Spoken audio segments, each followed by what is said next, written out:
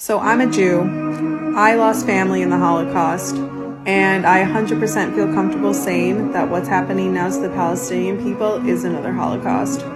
Shocked to my core at the faith that not just Palestinians have, but the Muslim people have. What is happening in Palestine has opened my eyes to the beauty of Islam and the beauty of faith. And I'm talking about the power of their spirit, power of their faith. These are people of God. No matter what happened, no matter how bad the situation got, they still had faith and believed in their God or Allah. The only thing these people fear is Allah. That's it. Y'all's belief is beautiful.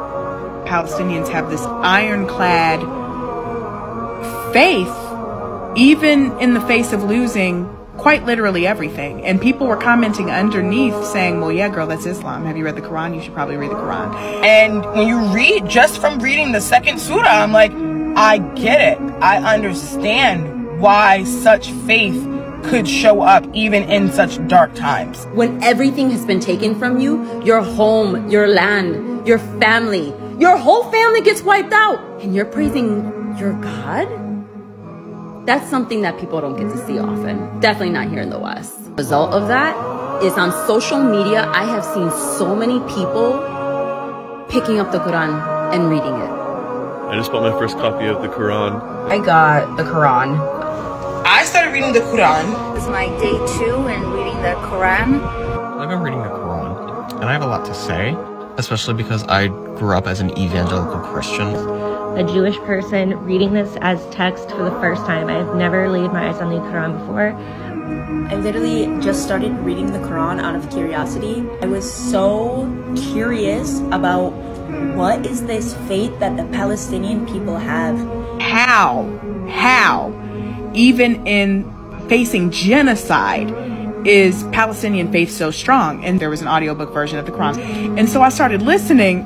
It was talking about divorce, and I didn't know divorce was allowed. Divorce is allowed in the Islamic religion. And seeing how these Palestinians literally are thanking God. Seeing the brave Palestine people as they're losing everything. During this time, have so much faith and peace while their families are being murdered. I want to preface this by saying that I'm not Muslim, I'm Jewish. You know, this entire thing with Palestine, so many more people are learning about Islam, and so many more people are reading the Quran. I've read the Quran, I love the Quran, I think it's a beautiful piece of text, I think that it's wonderful. Yeah, you're gonna have a lot of people turning to Islam soon. And I took my Shahada, cried during it. It was beautiful. I feel Here's what Israeli peace. citizens have to say. We came here to declare that the day after this war is over, we must settle, we must spread Jewish towns all over the Gaza Strip. That woman is from America.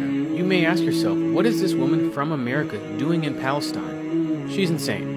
This message is for all my people who say Israel offered them a two-state solution. At what point do we think that these people can exist with the Palestinians? You have these absolute psychopaths going into Gaza and saying once this war is done, we need to start building our homes immediately. It's going to become a hornet's nest. Okay, so we're just calling Palestinians hornets now.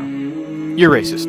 We left our agriculture, we left our greenhouses for them. Everything was destroyed. Bravo, you are absolutely right. Everything was destroyed. The IDF burned everything when they left. A lot of the agriculture and greenhouses that you are referring to was destroyed by settlers. It's a symbolic act showing that we built 2 houses. A symbolic act very similar to the IDF taking pictures in front of children's schools that have been destroyed by them. A symbolic act like stealing everything that was in Palestinian homes. The